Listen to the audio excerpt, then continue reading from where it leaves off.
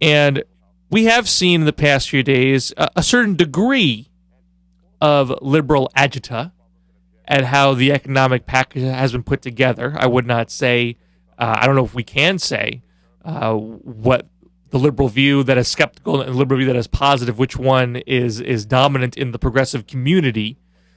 Polling for the economic recovery package is still very strong when it's properly explained. Even when it's not properly explained, it clears 50%. When it is properly explained, you get into the mid-60s of support. But there are certain elements of the package which are not ideal. There are more business tax cuts than we would ideally want. Most economists say that the business tax cuts are not especially stimulative. They don't necessarily go back into the economy. Businesses don't necessarily reinvest with them. They might just stick them in their back pockets and they lay dormant. But to put that in some perspective, the portion of the House package that is business tax cuts over the first 2 years of the plan's reach is 17% of the entire package. If you scored over 10 years, not all of this spending happens in the first 2 years. There's short-term and long-term measures in the plan. Republicans and conservatives are attacking that as a negative. It is actually intentional. You want short-term and long-term in the plan.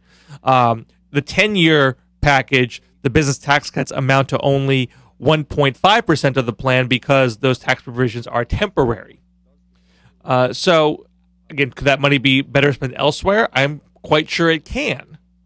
But it doesn't mean that the entire package has become rotten to the core, not by a long shot. There's definitely concern that there isn't enough infrastructure in the plan, particularly not enough transit funding in the plan. On the upside, because that outcry happened, because transit was the one area that got kind of the short stick, there was a lot of blogging about it. Blogs like streetsblog.com was on top of that. Congressman DeFazio, a Democrat from Oregon, was on Rachel Maddow's MSNBC show. He raised a big stink. That generated a lot of attention. So what happened? You got an amendment on the floor of Congress in the House to add $3 billion more into transit, which passed, and now that's done. So that's a good example of having some independence from the White House and from Congress, recognizing a flaw, making noise about it in a constructive way, and making a plan better. That was all very healthy. But even with that in mind,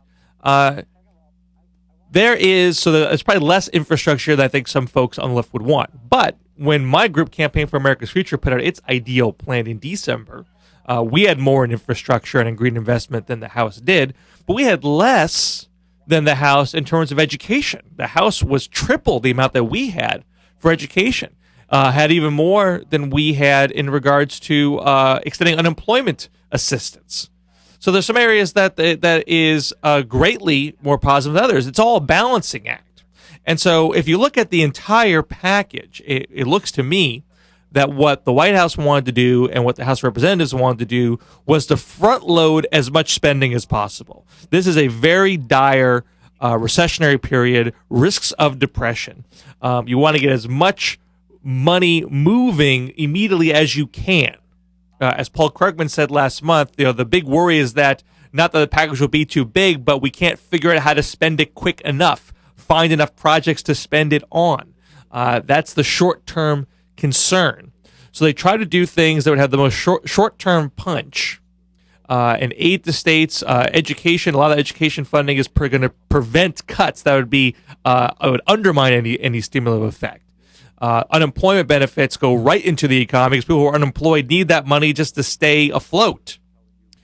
The infrastructure money, you want to do as much shovel-ready project as you can, but a lot of that is seed money for longer-term investment, intentionally so. There is money for the smart electric grid upgrade. That's not a 2-year project. That's a much longer-term project. The Senate, I know, just added high-speed rail. They added $2 billion for high-speed rail. High-speed rail is going to cost more than that in the end. That's seed money for longer-term investment. A lot of the green energy, clean energy efficiency investments, some of that short-term, like the $6 billion for weatherization, that you could spend that more short-term, but some of it's more longer-term. So just because the percentage of infrastructure is not as big as some other pieces. That doesn't take into account that the White House press secretary, Robert Gibbs, said this week, this is not a one-time deal. They're talking of more. And they're also talking about concerns of long-term deficit problems. And we don't necessarily know what the administration means as far as what he wants to do. They could do something where they pull back and they cut a lot of spending, which would be anti-stimulative, not good for our short-term or long-term concerns. There's a lot, Paul Krugman has mentioned this, that FDR's mistake in the middle of the New Deal was to pull back too quickly. But more of the indications from the White House, look at the Sunday New York Times Magazine, for example, it's coming out tomorrow. The Treasury Secretary is saying they're not going to pull up too quickly. They are fully aware they want to go full throttle and not flinch.